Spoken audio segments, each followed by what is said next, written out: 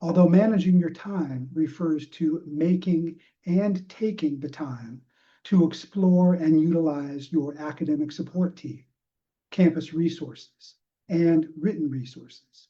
It also refers to specific time management strategies. As a college student, there will be a lot you have to do, and even more that you want to do. Without an effective time management strategy in place, it will be easy to become overwhelmed. The first thing to consider in terms of time management in college is that there are only 24 hours in a day. As much as you may want to, you can't do everything. It is much better to do a few things well than several things superficially. So you will have to carefully select which activities and opportunities you decide to pursue. Regardless of which activities and opportunities you decide to pursue, you must remember that your highest priority every day must be your physical and mental health. Without your physical and mental health, nothing else is possible.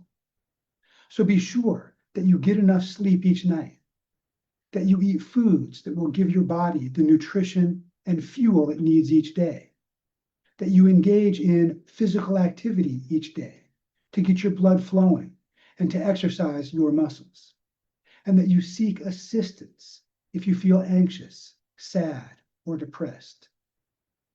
After your physical and mental health, as a college student, your second highest priority each day must be your academic success.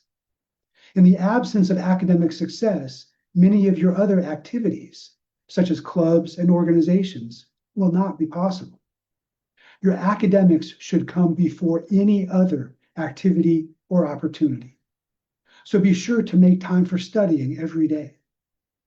Once you have prioritized your physical and mental health as your top priority, and your academic success as your second highest priority each day, then you can begin to prioritize the other tasks, activities, opportunities, and obligations in your life.